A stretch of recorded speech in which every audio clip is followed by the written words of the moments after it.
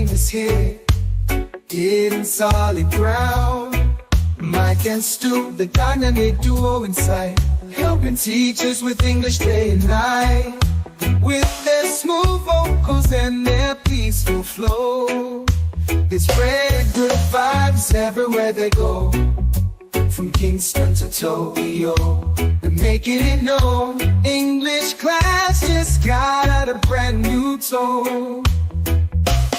ESL live stream, helping you teach with ease. Mike and Stu, bringing that reggae breeze. Soulful vocals, taking you to paradise. Learning English has never felt so nice.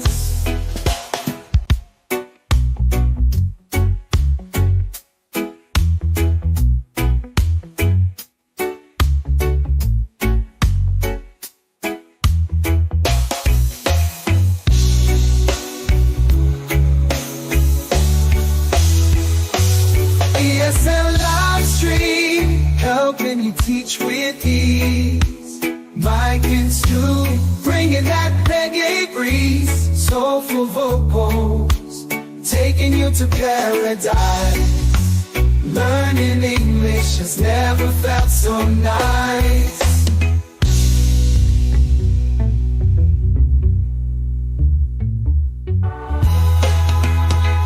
Listen up, teachers, gather all around. ESL the air tonight, hearts are dancing in the light. Feel the rhythm in your soul. Let's just let the good times roll. Acceptance all around us here. No more room for doubt or fear. We are stronger side by side. Love and joy will always ride. Love and joy above the noise. Raise your voice, let's make a choice. Pride and beauty in our hearts. Together nothing sets us apart.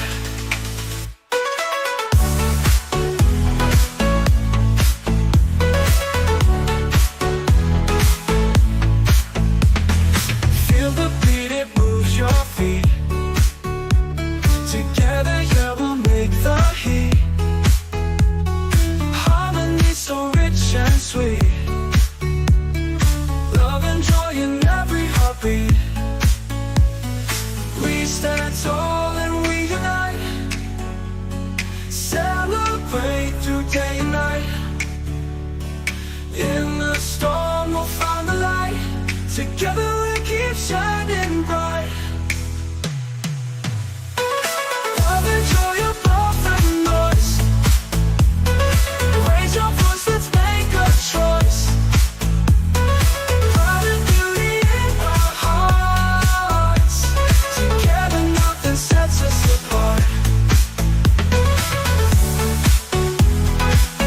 Love and joy above the noise. Joy above the noise. Raise your voice, let's make a choice. Pride and beauty in our hearts. Together nothing sets us apart.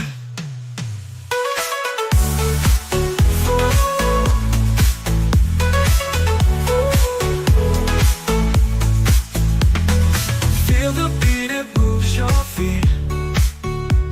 Together, yeah, we'll make the heat. Harmony so rich and sweet. Love and joy in every heartbeat.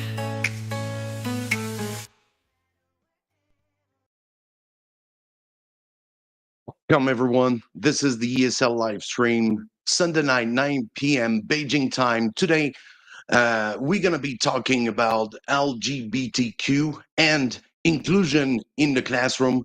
You know, no students or teachers has to be left behind. So today we're going to be talking about this topic. Thank you if you're watching on YouTube, Instagram, and TikTok. This is the last ESL live stream before the break, before the summer break. You can see I'm wearing already, I'm already on the holiday mode. So thank you for being here tonight. And let's start. Today we have one special guest, Tyson Seburn, and Stu is going to be coming very soon as well. This is the ESL live stream, the last one before the summer break. Here we go.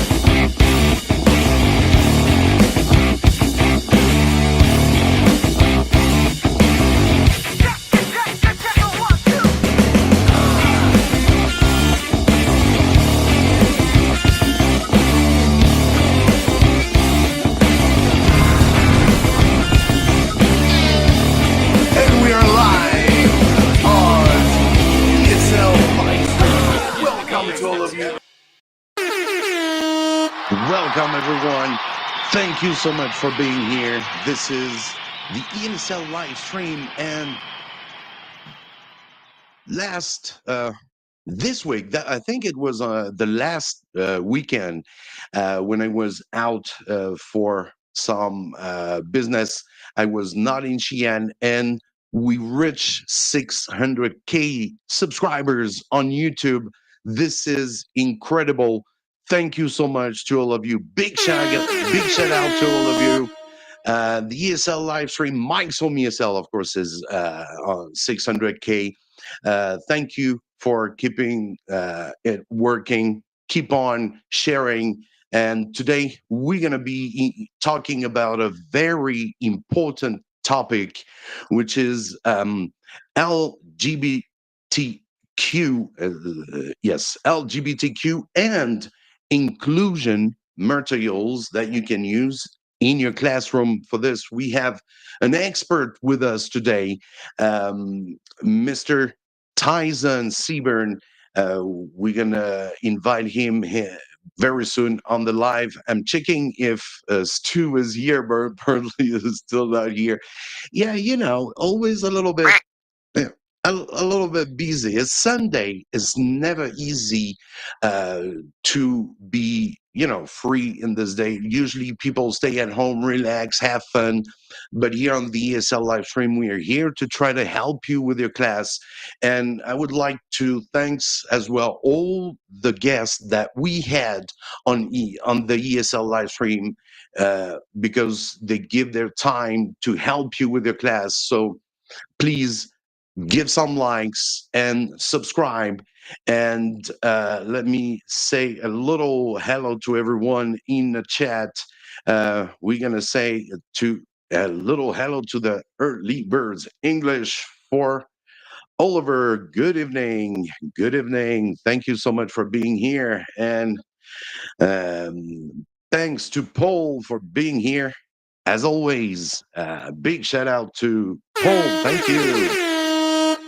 Hi, everyone. Hey, Mike. Sorry being absent for a while. I've been stuck with something. Of course, uh, we didn't have that live since a good 2-3 weeks because it's the end of the semester back here in China. And, it's quite a busy moment in the in the end of the semester with PBL and all those different exams that we have to give to the students. Thank you so much, Pavel. Thank you, everyone, for being here. Saying hi from Urwise Lifetime. Hello. Thank you for being here. Feel free to leave your question into the comment section that you can see right here so we can answer you, help you. Feel free. Don't be shy. You know that. Don't need to be shy. We'll be happy to help you with your class today. So we're going to welcome today's guest, Mr. Tyson Seburn, because Stu is still not working. I was just checking if he was here, but he's on the way. I'm sure he's going to be here right soon. It's all right. But let's welcome Tyson Seburn right now.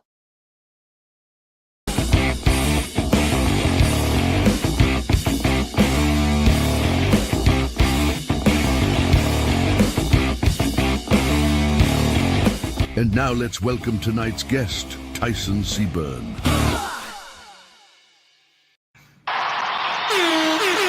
Hi, Tyson. A big shout out for you. Thank you so much, Tyson, for accepting the invitation. I know you did a little interview on TEFL Lemon with Stu. That was really interesting. And of course, as Stu is my co-host on the ESL live stream, so he said, why not invite in Tyson?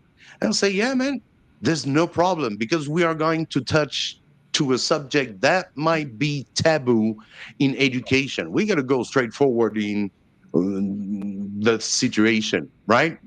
Before we talk about it, please, would you like to introduce yourself to everyone, please, Tyson?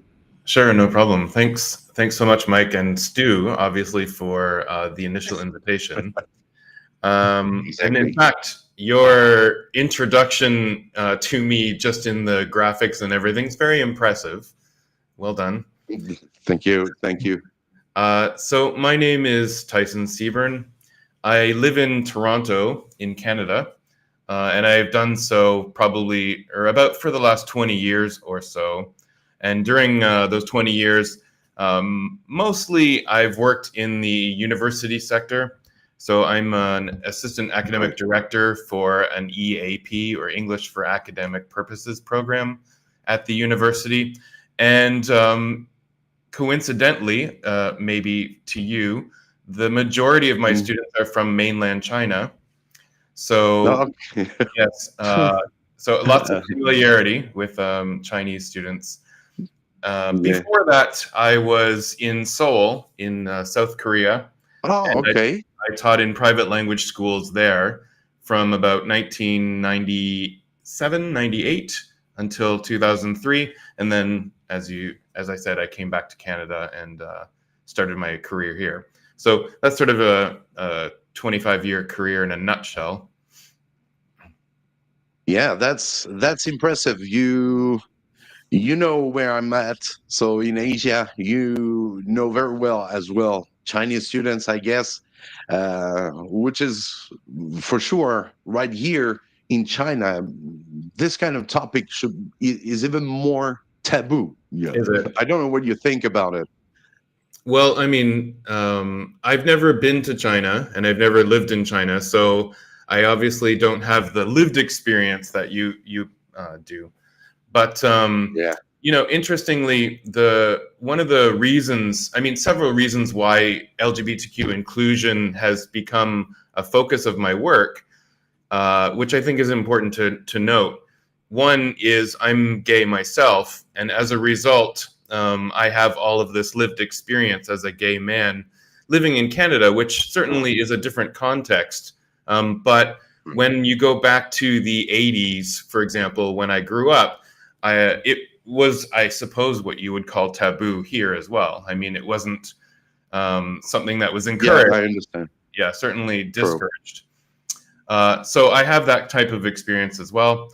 And then when I became a teacher, I realized at a certain point, even in Seoul, that I thought it was my responsibility, actually, especially as I got older, to be more of a role model for my own students, both in terms of showing LGBTQ plus students a model of language, but also a model of, someone being, an authority figure and someone who's doing something with their life, but also for the, everybody else, to show that, queer people, I'm going to use queer and LGBTQ interchangeably here, but queer people are around and we're part of the world. And so we all need to get together and we all need to get along and we all need to be able to communicate. Great. Just to make things clear for people who might not understand, what means like queer people? So queer is, for a lot of people, an umbrella term that can refer to anybody within the LGBTQ plus community. So the Q of LGBTQ is most often referred to as queer. Yeah. Great. Yeah. Because it's, as well, for me, in my class, we don't face much about LGBTQ, and we're not told to do anything about it. Well, you understand? We do have students that maybe with other teacher will say, hey, he might be gay, in his actions and all stuff, but we do not, put him aside, or there's no directions given to us to do something. So sometimes I think it's really important to open up the conversation about it, so that we educators know more about how to, eventually face problem in the classroom when kids might be, when they might be not a fight, but, I can't remember the word. You get my point. Yeah. So, yeah. So, like you said, why? Maybe this is that. I get a special question because I can see. Let me see if we get questions in the chat. No. Yeah. So I wanted to ask you a question. What are some effective ways that to integrate LGBTQ plus topics into existing curriculum without it feeling forced? Right. I mean, Do you know effective ways to integrate LGBTQ in the classroom? How to integrate this into a curriculum? That's what I was thinking in my mind. Sure. The bottom line is that there's an invisibility, as you're kind of pointing out, to LGBTQ plus people in language teaching materials. And that is the primary problem, right? Because people like me exist in all contexts and in all countries. And in fact, while it can be easy for a lot of teachers to say or think that there are no LGBTQ students in their classrooms because they haven't heard about them or they haven't seen them. In fact, one of the reasons why I have done this work more seriously now is because the students that are coming from China are more and more identifying as LGBTQ plus people out loud in my context. And so it becomes more and more important to represent those students in the materials.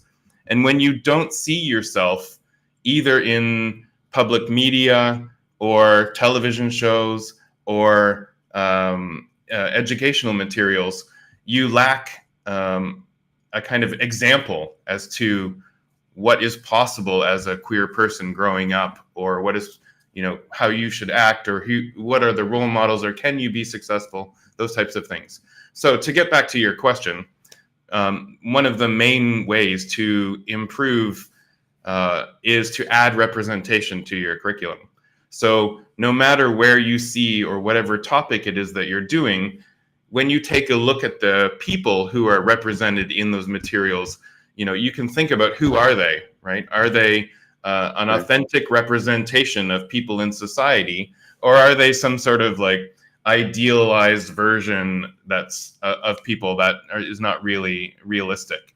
And then you can start to add in representations of LGBTQ people into the narratives that are happening in those, right? So, for example, if you see people, going to the grocery store, excuse me, there's a hair in my face, going to the grocery store, and you're learning about grocery store vocabulary and things like that. When you see the people who are shopping, right, who are they?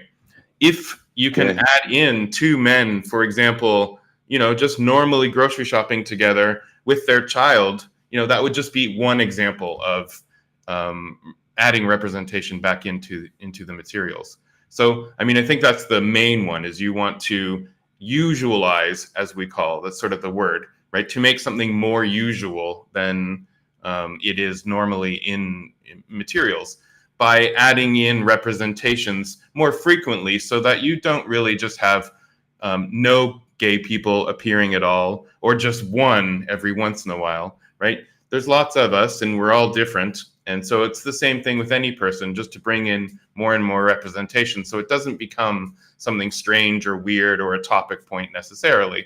We just see LGBTQ people alongside everybody else. Great, I understand that. Thank you. Yes, exactly.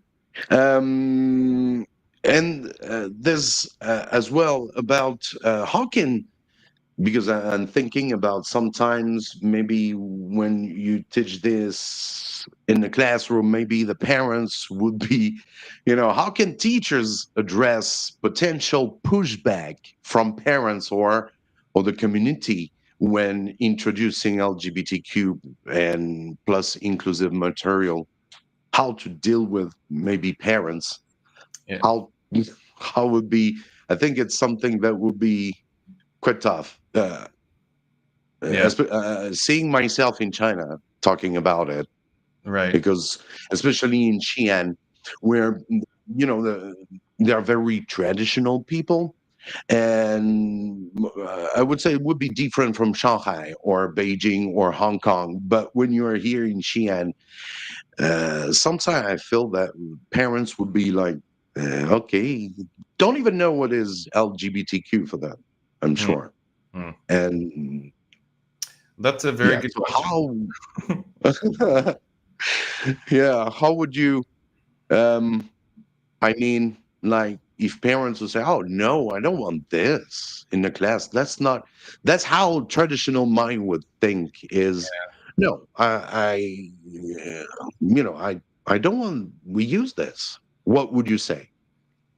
Well, it's the same everywhere. There's those type of people everywhere. I understand. And sometimes you're going to face pushback no matter what you do or what you say, because people are, kind of stuck in their belief systems. Exactly. Yeah. I mean, I think probably the best way to address it is to basically just say, there are a lot of different people in the world, and I think that we need to equally represent and welcome all sorts of people, especially in our classrooms, because while your child may be straight and they grow up and do exactly what you expect them to, they may not as well, and it would be really difficult for a student who is queer, even at a young age, to not see any kind of representation of themselves that's positive, or any representation at all. And just imagine how that must feel for that kid. It's true. So while you may not agree with the approach, or you may not believe that it's appropriate, I'm not really sure what the reasoning is. The fact of the matter is there are LGBTQ people all over the world, and your child is either going to, possibly be one themselves, in which case it would be very helpful for them to have positive role models and learn how to communicate appropriately, or they're going to interact with people who are queer at some point in their lives. And again, it would be best to be able to portray a positive way of interacting with people, with love and kindness, rather than hate and fear. Exactly. That's all I'm all about with you on that one. That's awesome. I can see that Stu is right here. So let's do a little welcome to Stu.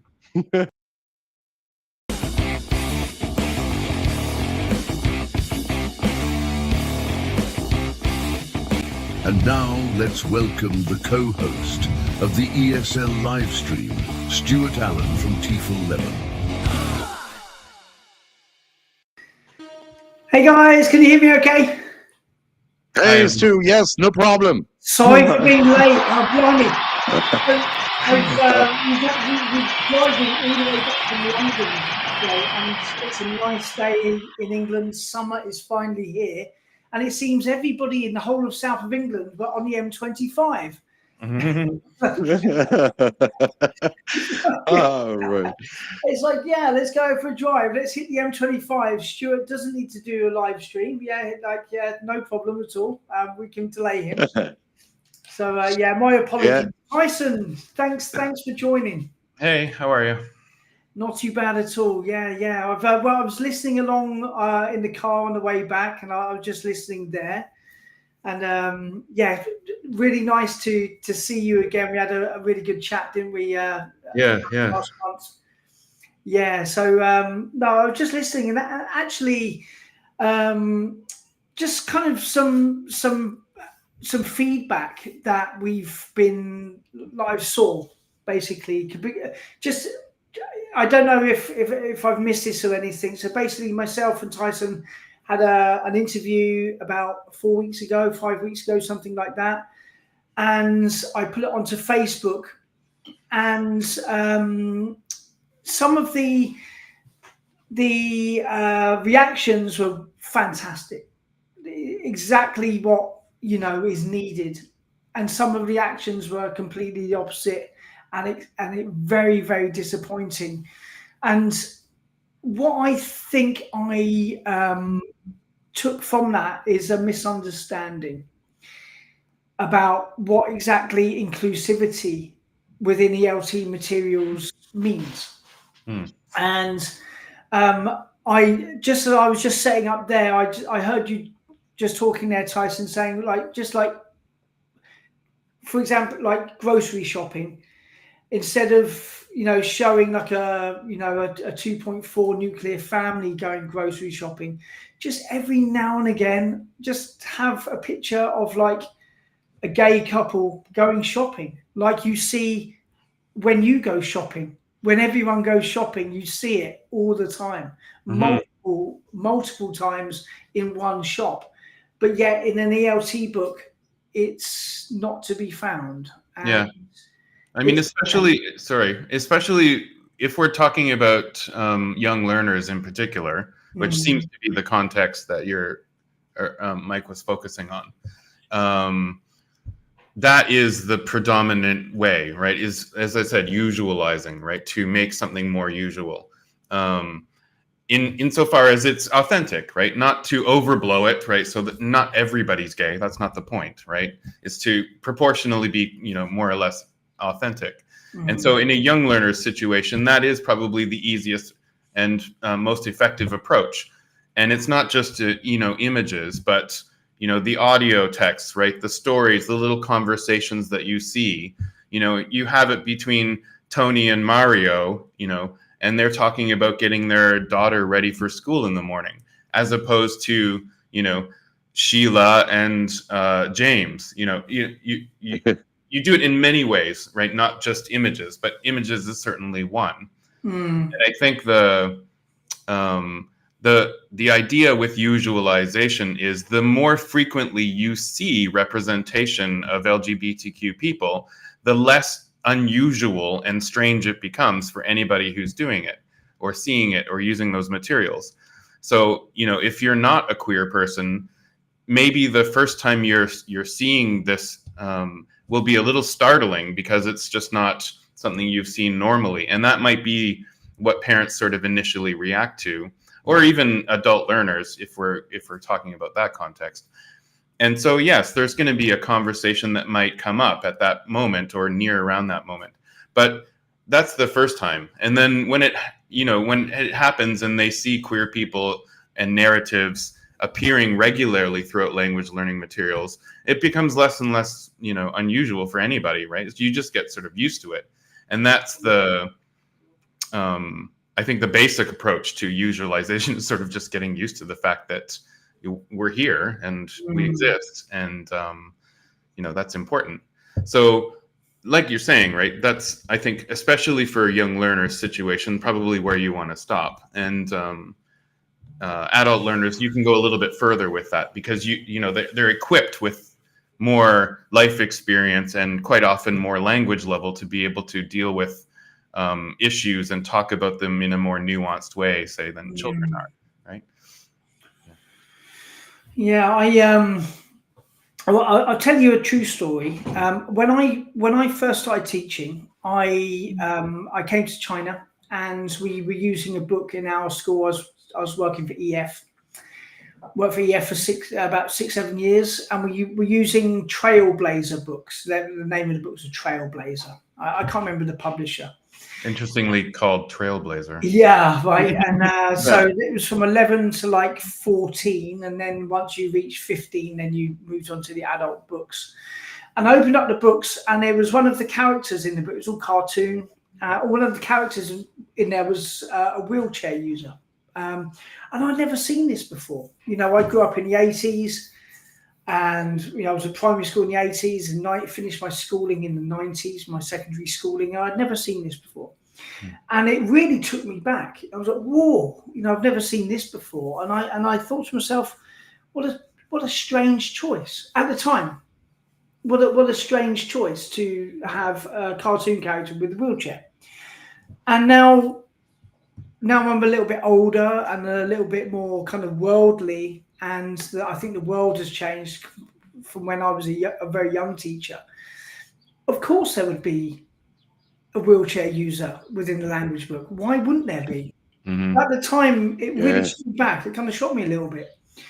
And now we don't have queer people in ELT books. And it's to me, these are people that need representation, and just as much as anybody.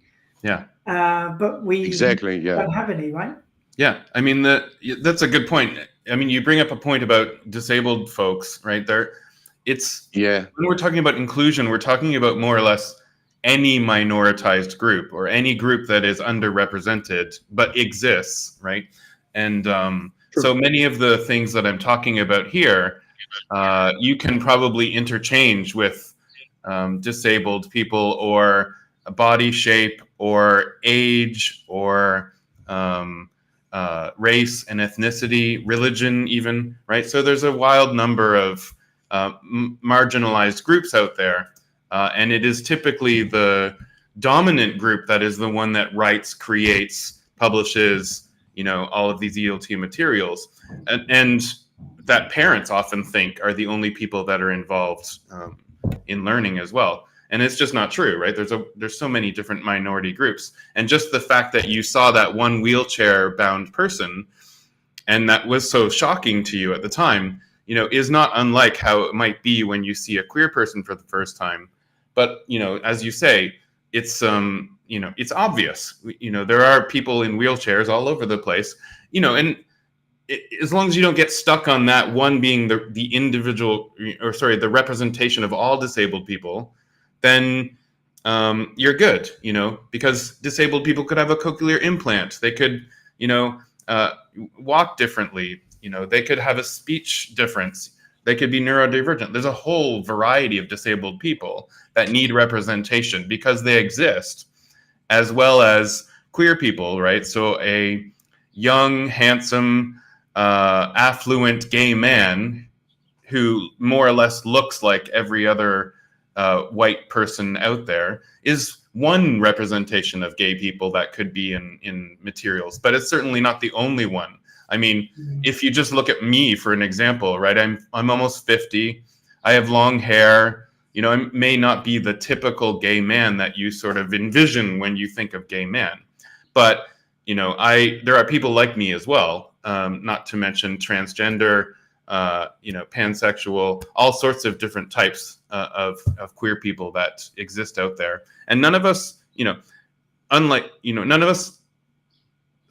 like any other group, are any more harmful to anybody than any other group is, right? Sure, there's a small proportion of anybody who is not great for society, but it isn't a characteristic, right, of queer people, or it isn't a characteristic of Muslims, or a characteristic of any ethnic group, even in China, right? So there's a wide variety of us that need representation, and as long as you don't just sort of stick to the one and the one only, then you're probably going to do a pretty good job of including people. I think the interview video that I put on Facebook, I put it on my page, and I also put it into a quite main Facebook group. There's like 300,000 plus educators in there, and the misconception I think happened was a lot of teachers, a lot of ELT people within that group, and it was a wide spectrum from different ages, different places, different teaching context, whatever. And I think a lot of people thought there was a sexual element to the idea of inclusion, and it's not that case at all. It's just like very, very normal life, right? Yeah. It's not sexualized whatsoever. Yeah, it doesn't have to be, for sure. I mean, I think the way some politics or leaders or media, depending on where you are, frame this inclusion negatively has the impact on the people who are, saying these things in particular, right? It's like I think drag shows are probably the best example of this currently, at least over here at this time, right? Because parents are worried that if their children are exposed to drag performers, then they're going to see sexual content that is inappropriate for them. And the rebuttal to that kind of is like, well, like there might be a version of adult content in any community that is meant for adults, and that will be fine for a certain age group and a certain time and labeled as such, right? But it's not the same everywhere, right? And the fact that a gay person might appear in a course book is not because we're going to be talking about a sexual matter or anything like that. It's just more because we are real people who exist alongside everybody else. And I think the main thing I always want to come back to is, could we try not looking at this from a straight white person's perspective, or a straight anybody's perspective, and try to look at it from my perspective, or a teenager who's questioning their own sexuality, right? If you always look at it from the heteronormative or the straight perspective, you're never going to understand what it's like for someone not to see themselves represented in materials or education or television. And I think that's important for empathy, right, in our society. Putting yourself in the shoes of another group of people is something we teach children typically, right? We want them to, have compassion for another group of people and not, think so selfishly of themselves. And so for people who are complaining about this type of thing, they're not doing that, right? They're not modeling it for other people. And really, if you just listen to me or you listen to other LGBTQ people, all we're saying is we don't feel like we belong in society in the same way that you feel like you belong in society. And one of the reasons for that is because there are no examples of us in traditional media or educational materials or television and things like this. Mm-hmm. And yes, the reason for that might be political, right? There might be, a political set of laws that prevent this type of media.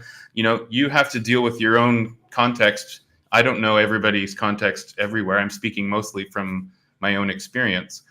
It can also be cultural, because this is something that religion has a huge part in quite often.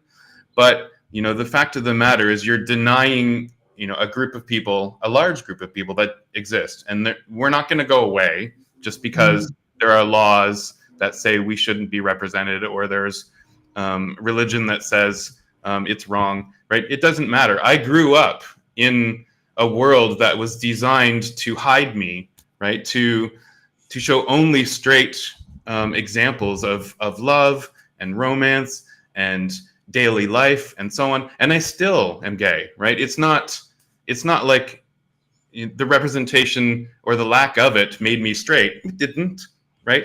I'm still gay no matter what. And similarly, another comment that I hear often from people, or parents in particular, is that we're trying to make more people gay, and that's just ridiculous, right? We're not trying to do that. Materials don't do that, right? All they do is they help people feel like they belong. That's the main point of those types of materials.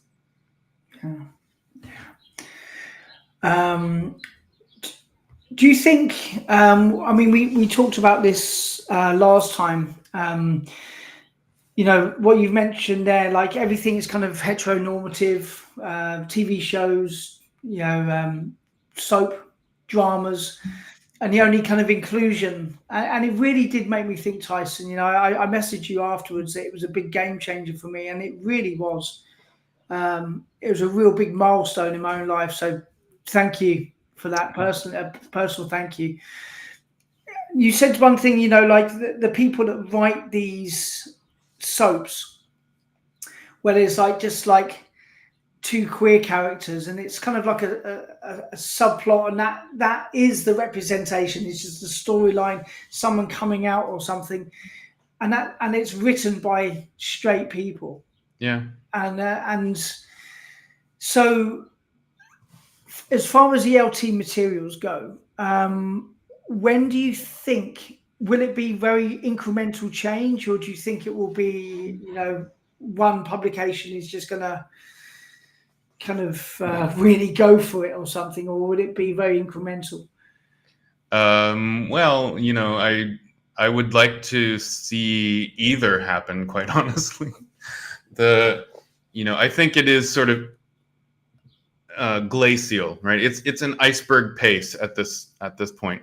There's lots and lots of people talking about diversity, equity, and inclusion. So I'm certainly not the only voice out there, and there's lots of us like this. So in that respect, I would say we're making, larger, quicker moves. But in terms of actual publishing, you probably both know how long it takes to actually put together a book from the time it's, proposed to the time it's actually published. It could be a 5-year span, right? So, things are in the works already that, started before they paid attention. And so in that respect, I think publishing might be a little bit slower. But as I said to you last time, I think it just takes one major publisher just to make the change. And then the rest will just follow suit, because nobody wants to be left behind, right? And I think that is probably what will happen. But in terms of what you're saying about straight people being the writers, one of the principles of inclusion that I try to explain to people is it's all well and good for you to make efforts to usualize people in the materials. But ultimately, you're not queer, right? So you don't have the lived experience that maybe can do a better job representing an authentic conversation, or problems or joys that we face in life, right? You just can't. There's some similarities, of course, but not entirely. And it's similarly where, I can't write about your life, super authentically either. Sure, I've grown up in a heteronormative world, so I have some understanding, but I'm certainly not you. And therefore, you can write the best about you, and I can write the best about me, right? In that sense. So not only do we need to have the existing writers and publishers do a better job of representing queer people, but we need queer people to be employed as the writers and the advisors in these situations too, right? Because you want to authentically represent people in the images and the audio and the texts that are written. So therefore, you need to consult authentic people, who have that experience, right? Otherwise, you're just sort of creating fiction that might be from a straight perspective, and it might be reductive, or it might be wrong, or it might be offensive. There's all sorts of little asterisks beside trying to do it on your own. Yeah, great. I got a question, if you don't mind, because I'm listening, I'm thinking, and it's quite very interesting. But I wanted to know what are some examples of successful implementation of LGBTQ plus inclusive teaching materials in schools, and what can we learn from them? So, as I think you probably can glean, we're kind of at the beginning of this, right? I've been talking about it for many years now, but talking and actually having something produced are two very different situations. So I can point out like a couple of examples of things that I thought, oh, this is a good idea. But I'm going to preface that by saying there is no course book out there currently published that is doing a good job, or any job, quite frankly. But I will say that there's a group called Digital Learning Associates who produce videos and lessons accompanying those videos. And in some of them, they have included queer representation or led by queer people. And the topic isn't a gay-related topic. It's just any old topic, right? But the usualization approach that they do in some of their videos is actually quite good. So I would take a look at Digital Learning Associates as one example. Another example is Sensations English. So again, they do online materials, and they're an independent company. So I don't know if they publish a book of any sort, but certainly they do independent publishing. And their usualization approach is better than none, right? So I would take a look at them as well. So those are kind of two, but you can tell right now that they're not, they're not Pearson, they're not Macmillan, they're not sort of the the major publishers out there. They're typically smaller, independent publishers that are, doing things sort of out of the goodness of their heart, because they want to do things better and they want to do things more quickly than everybody else. The other one, obviously, I'm going to say is ELT Teacher to Writer, who is one of the publishers that produce the how-to books for teachers, right? How to write grammar activities, how to write videos, and so on. My book, How to Write Inclusive Materials, is published by them. And obviously, I would be remiss not to note them, because they're the ones who approached me and said, hey, I think we need some sort of teacher training material for teachers and materials writers who are interested in being more inclusive. Would you write something like that? And so for sure, I took them up on it, and that's what I did. But apart from that, Mike, there's not a huge amount, quite honestly. That's what you can learn from them is that it's possible, right? You can create materials that are engaging and exciting and interesting, and you can do it more quickly than you can do in a sort of traditional publishing situation. great. I just put the two links. Stu just give me one of the links, and I found that one, sensationsenglish.com. I get this, it's supposed to be that one. The other one is digitallearningassociates.com, right? Mm-hmm. And so if teachers are interested about this topic, or they might be as well LGBTQ, they can contact you. Do you guys have a community, or I'd like to know if there are For example, on Instagram, because I know you're on Instagram. If everybody can go and check your Instagram, I guess would be helpful. But do you have like a group, a community of teachers about LGBT, about the topic? Not in the way that you're asking Not for. No, I don't think so. There is a group of people like myself. Hold on, I'm just finding the URL. Who consult on projects like this. I've just put them into our chat, my book, and Okay. Yes, the consultants. I'm gonna. So this is a group of people who regularly work together. I mean, on different projects in different combinations of us, but basically we're all involved in consultation with regards to any marginalized group or inclusive practices. So certainly we talk a fair amount depending on the projects. And there might be some people in there whom you recognize. Another person who is taking up the mantle that I've been doing is Peter Fulliger. He is someone who has produced a set of materials that include queer representation. And he's got a book called Existence, which puts them together. And so he would be another example. But in terms of like a discussion group or things like that, not really. We don't have one group that we all sort of secretly get together and plot the demise of everybody or anything like that. No, I mean in a way where teachers might need help about the topic, so to regroup as helping. Right. I mean, yeah. Yeah, Stu. not really, but maybe that's something that should be created. I mean, the issue is I think a lot of times people like myself are asked to do a lot of work for free because I might be the only one someone knows of.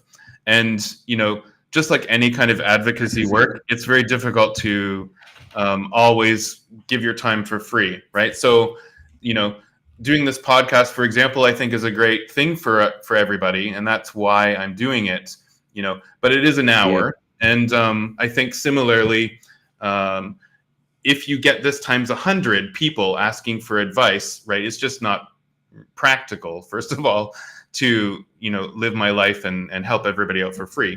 So everybody kind of has to help each other out. You can't sort of rely only on experts in this case. But I think maybe that's one of the reasons we're hesitant to put together a group because our time is limited. Yeah, I mean I get the same thing. Honestly, my WeChat, Instagram is lit up with questions all the time. I just don't have enough time in the day. Although I think something like this, like a Facebook group or something like this, a support group, queer teachers within ELT, I think it would go like hotcakes. But like you say, like people who understand one another.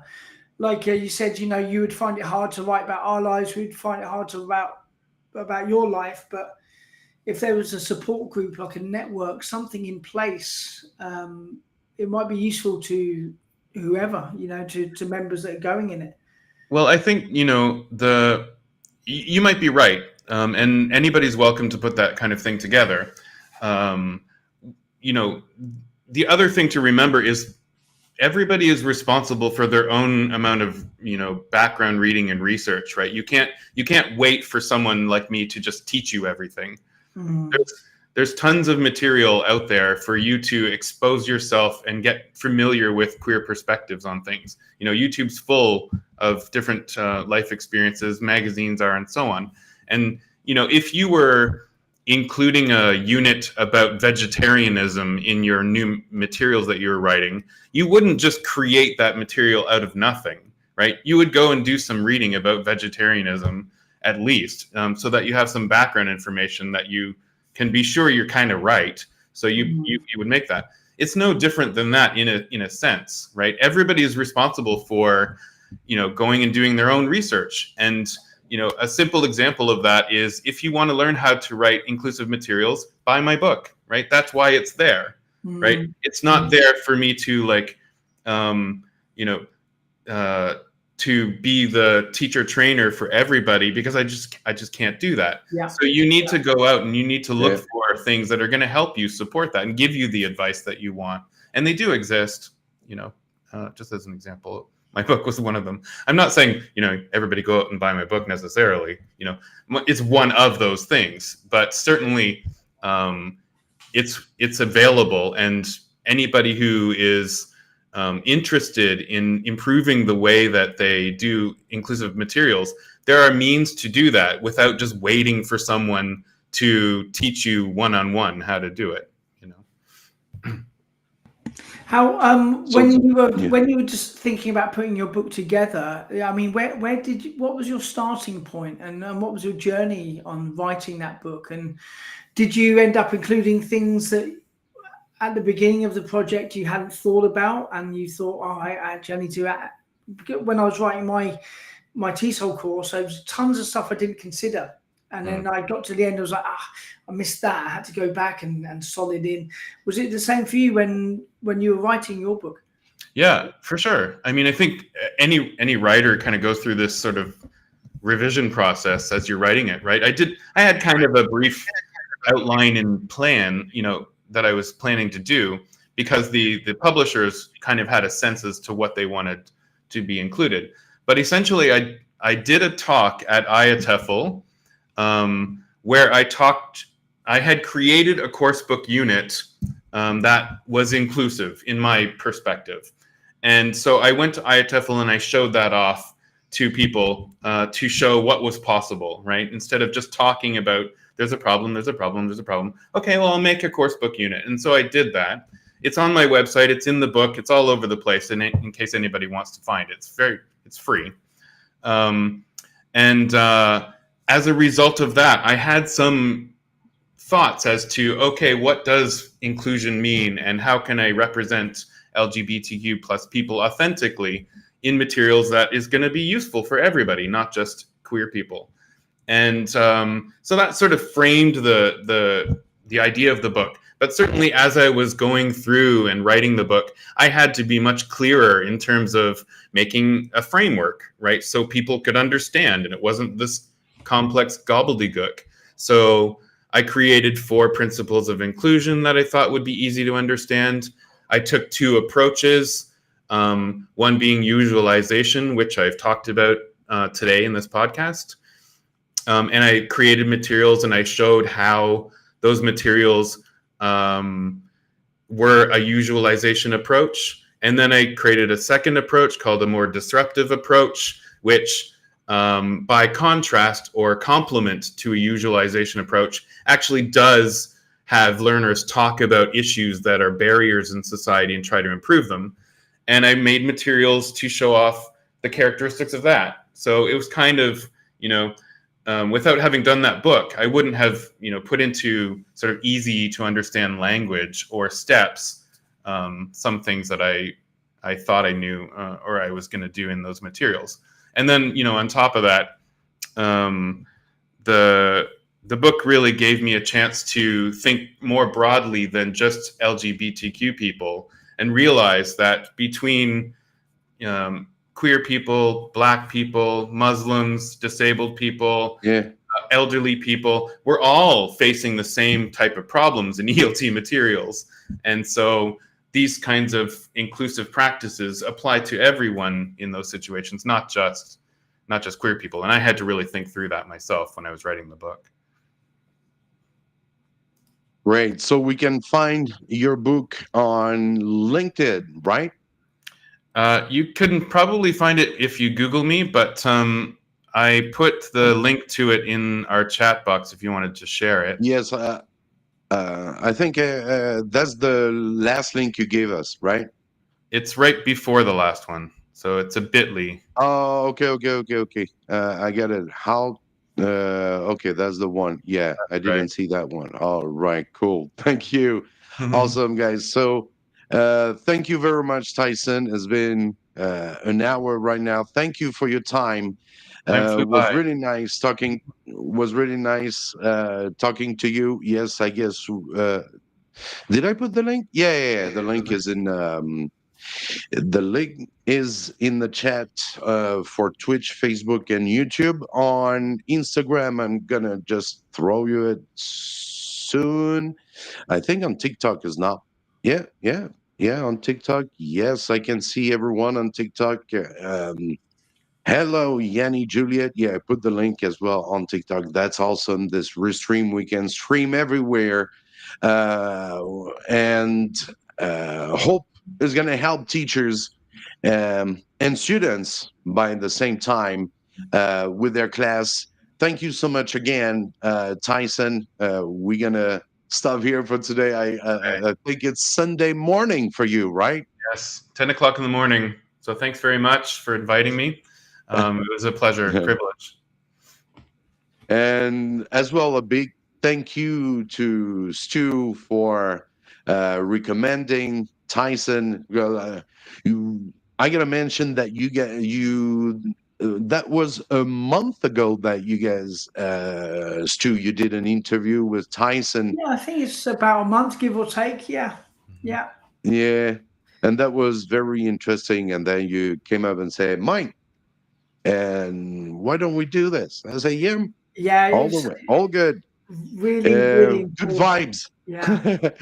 Good vibes on the ESL live stream. Peace and love. And like I always say, we are all brothers and sisters, and our mother is Earth. So, we gotta accept everyone in the classroom and in schools as well. It's never easy, but keep on sharing, keep on helping each other. It's very important for teachers, for teachers involving in their career. What do you think, Stu? Am I right? Absolutely, yeah. It's so important. And Tyson, a few minutes ago, you said a metaphor is like a glacier. It's very slow moving, but also unstoppable. And this will happen. That's a good point. Thanks. Yeah. So this will happen, and these major publishing houses, will they be the ones that will be last to do this, and importantly, remembered to be last as well, because it will be remembered that they were last. So the onus is on them to do the correct thing and the brave thing and the right thing, and to start including people. 100%. 100%. Thank you very much, Tyson. You're welcome anytime on the ESL live stream. We keep in touch. Hope to share your materials on mikesomesl.com, on YouTube. Feel free to go and check out Tyson on his Instagram right here. I've sent the QR code multiple times. You can find it. Go, just scan it. Thank you, and hope to see you soon. Thank you. Happy Pride. Yeah, cheers. bye. Thank you. Yeah.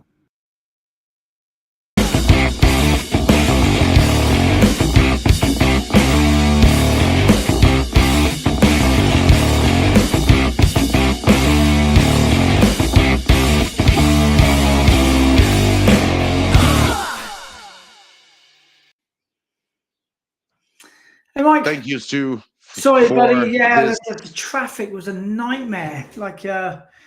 We're still live. Don't worry. That was very nice. I thought you were like, yeah, no, it's all good, mate. Things happen. That's the live. All good. And I can see that today we are all red. Yeah, we're the red guys today. Yes, great.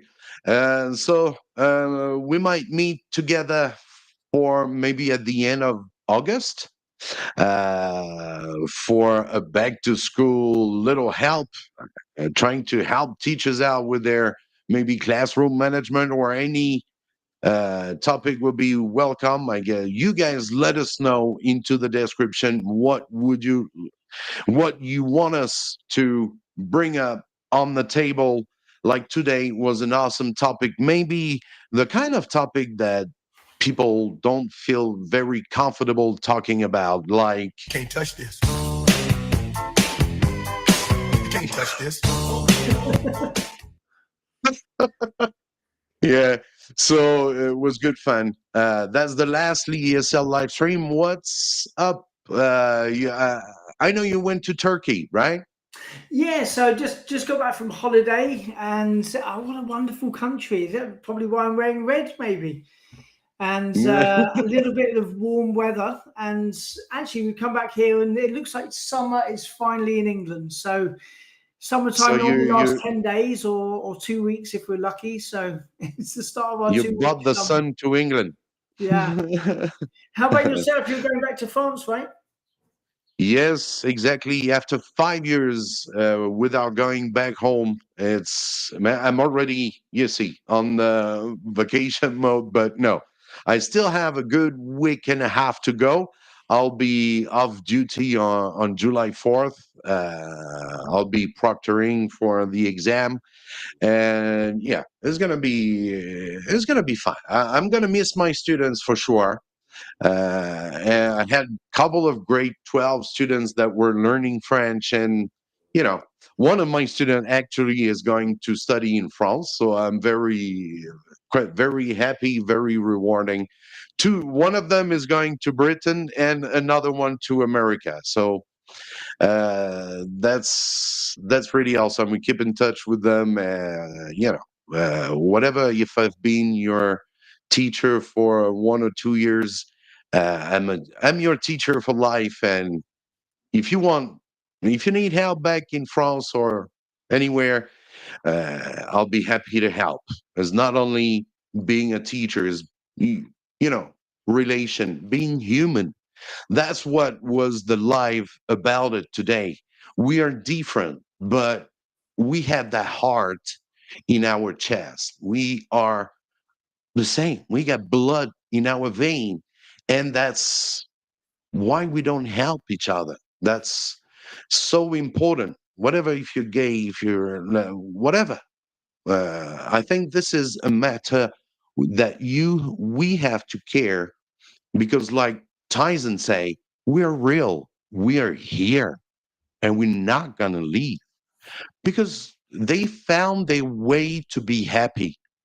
Why should we judge them, right? That was a very interesting topic. Thank you very much, Stu, for bringing up on the table. I'm always open, and that's been for a good year that we've been on the ESL live stream Yeah, so all the together. the end of the season. So we're going to have a Exactly. couple of months off, and then from August, the next season will begin again. Yeah, and I'm gonna get closer to you. Maybe we can have fun. We'll see. Yeah, I'll jump I on don't the know. I'll jump on the ferry. It only takes me 4 hours to get to France. I get to Dieppe. Yeah, you get even the first time I went to Britain, that was on the ferry, but now Yeah, there's a tunnel. yeah, made it easy. So Yes. I'll get the ferry ticket. You get in the bottles of red wine, and we have a deal. All right. Cool. Best wishes to you. Have good fun. Thank you very much, Stu. We keep in touch and hope to see you soon. Yeah, as soon as we can, even during the holiday. Live on the beach would be so good. That'd be awesome. Thank you, everyone. Thank you for following us every Sunday. We're going to have a little rest because you got to know this is a lot of work. Some people say, hey, Mike, why don't you talk? Because I'm on all different platform, checking all people's different messages. And today, of course, it was quite a lot of people were talking about the subject, and that was trying to. I think people having chat in the chat room. That was awesome. Thank you so much. Feel free to subscribe, and as well subscribe on the TEFL Lemon YouTube channel. Anything new? A new? Yeah, so I mean, yeah, just I'm gonna be. I mean, because I've been on holiday and stuff, and but yeah, I'll be making a new video next week. Gonna upload some new stuff, some new like practical stuff, things that can be used in the classroom. So yeah, we'll get back to basics a little bit with it, and then hopefully people enjoy that. But yeah, please feel free to check out TEFL Lemon and subscribe. Exactly. Awesome. This is where I found this is where I saw Tyson for the first time. Was very interesting, and that was really good. You get tons of interviews with awesome people. I'm thinking about Emily Bryson as well, with Doodle in the classroom, how to use the blackboard. It was really also very interesting. Thank you so much, Stu. No problem at all. And we keep in touch, and we'll see everyone maybe at the end of the school of the summer for a back to school ESL live stream. Thank you, everyone. That was Mike and Stu from the ESL live stream. See you soon. Cheers, guys. Bye bye.